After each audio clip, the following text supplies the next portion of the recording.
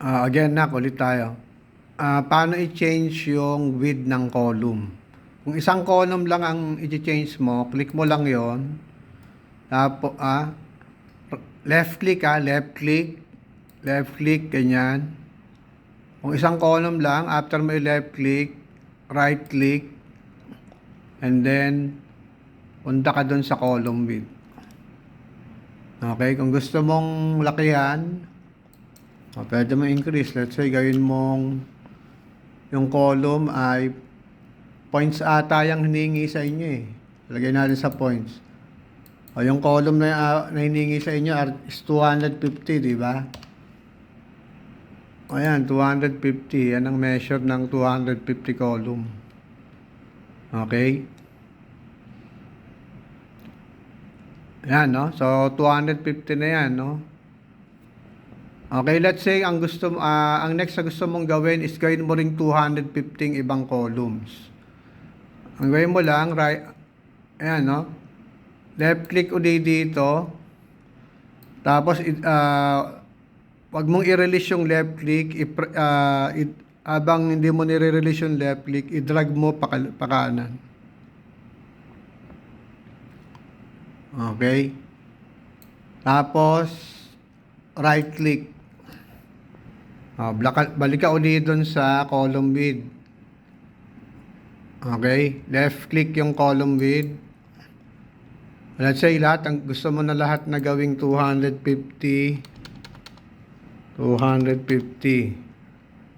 points, no? Yan, no? Points. Then click. Ayan na sila. 250 points na lahat yung width ng bawat column. Okay? Pagka naman gusto mong gawin ay, di ba instruction sa inyo i-adjust nyo yung height ng rows. Click mo to, di ba?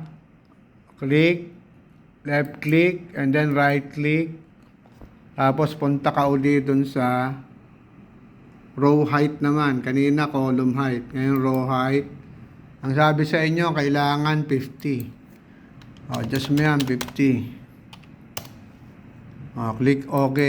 Ayan. 50 na yan, no?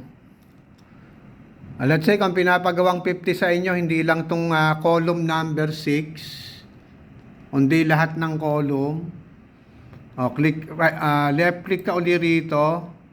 Huwag mong i-release yung pagkaka-click. Tapos i-drag mo dun sa mga rows na gusto mong gawing 50. Ayan, dinrag natin hanggang column number, dinrag natin hanggang row number 12. Tapos, ayan, naka-highlight na, di ba? Right click. Tapos, punta ka dun sa row height. Adjust mo lang, 50, di ba? 50. I-okay mo lang yung 50. Ayan na. Okay? Adjusted na yan. 50 yung height ng row. 250 points naman yung width ng columns. Ayan ang example. Okay?